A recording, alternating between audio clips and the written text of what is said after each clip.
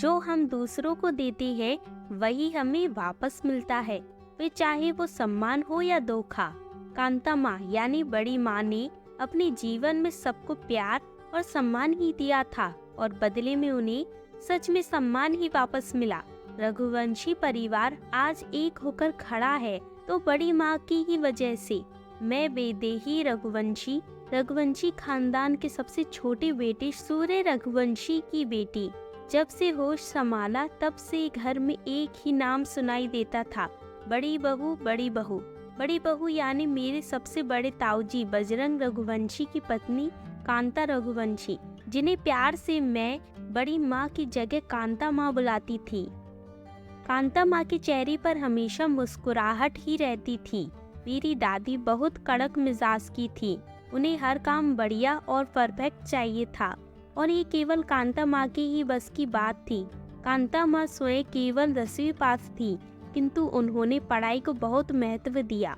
उन्हीं के कारण घर की लड़कियां स्नातक के बाद भी पढ़ पाईं। मेरी माँ एक आधुनिक विचारों की महिला है।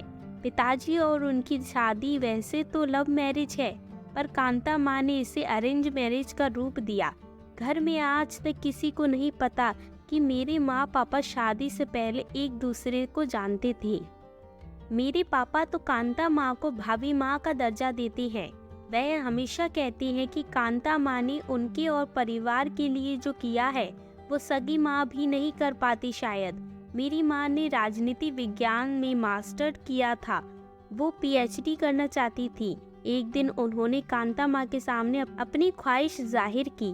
भाभी, मेरा बचपन से सपना था कि मैं अपने नाम के आगे डॉक्टर लगा देखूं, पर अब ये सपना कभी पूरा नहीं होगा। क्यों नहीं होगा छोटी? तुम चाहो तो सब हो सकता है। अब आपके देवर से शादी जो कर ली भाभी, अम्मा जी कहाँ कॉलेज जाने देंगी? वो तुम मुझ पर छोड़ दो, बस तुम अपने नाम के आगे डॉक्टर लगाने की तैयारी कर लो। कांता माँ मुस्कुराते हुए बोली, अम्मा एक बात पूछूं आपसे? आप इतना अच्छा सिलाई कढ़ाई का काम जानती हैं, कभी दिल में नहीं आया कि अपने इस हुनर को दुनिया के सामने लाया जाए? कांता माँ ने दादी के पैर दबाते हुए पूछा। सच कहूँ तो बहुत मन था कि मेरा खुद का सिलाई का बिजनेस हो, पर बाबा से कहने की हिम्मत ही ना हुई। और हमारे यहाँ औरतें काम नहीं करती और ना ज्यादा पढ़ाई करे। दीदी बोली, पर अम्मा सोचो कि कोई होता उस समय जो आपके सपनों को समझता और आपके पापा से बात करता, तो जिंदगी ही कुछ और होती ना। अरे ऐसे मसीहा कहाँ मिलती हैं? काश मिला होता हमें भी ऐसा कोई। अब तो जिंदगी कट गई ऐसे ही कांता, दादी ने आह भरते हुए कहा। पर अम्मा, यदि आपको वो मसीहा बनने का मौका मिले तो? मतलब? अरे जलेबी की तरह बात क्यों घुमा रही है अम्मा? आप तो जानती हो छोटी कितनी पढ़ी लिखी है। उसका सपना है कि वो अपने नाम के आगे डॉक्टर लगाए। सोचो, घर में किसी के नाम के आगे डॉक्टर लगा होगा तो रघुवंशी खानदान की नाक कितनी ऊंची हो जाएगी। आप हाँ कर दो तो वो आगे पढ़ाई कर पाएगी। कांता माँ के समझाने का ही असर था कि आज माँ अपने नाम के आगे डॉक्टर वंदना रघुवंशी लिखती है। जब माँ से उनके डॉक्टर बनने का सफर सुना तो माँ से ज्यादा कांता माँ पर गर्व महसूस हुआ। कांता माँ बड़ों की ही नहीं, घर के बच्चों की भी चाहती थी। हमें कोई भी बात दादी से मनवानी होती थी तो हम सीधे कांता माँ के पास ही जाते थे। एक दिन दादी ने रिया दीदी, मेरे पापा के मंझले भाई की छोटी बेटी को जींस पहनकर बाहर जाने पर खूब लताड़ा। रिया दीदी ने गुस्से में आकर दादी को 4 बातें सुना दी। घर महाभारत का कुरुक्षेत्र बन गया। रिया दीदी गुस्से में घर छोड़ अपनी सहेली के यहाँ चली गई। तब कांता माँ दीदी के पास गई। नहीं बड़ी ताई जी, दादी की दादागिरी नहीं चलेगी। अरे मैंने कौन सा मिनी स्कर्ट या फटी हुई जींस पहनी थी? ऐसे घुट घुट कर जीने से अच्छा तो मरना है। सही कहा तूने रिया, ऐसे जीने से अच्छा तो मरना है। और तू तो इस दुनिया में आती ही नहीं अगर अम्मा ना लड़ती तेरे लिए। हाँ रिया, तेरे दादाजी अपने तीनों बेटों से एक एक पोते की उम्मीद रखते थे।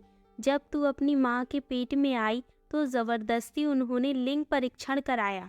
तब पता चला कि लड़की है तो वो तो तुझे कोख में ही मार देना चाहते थे।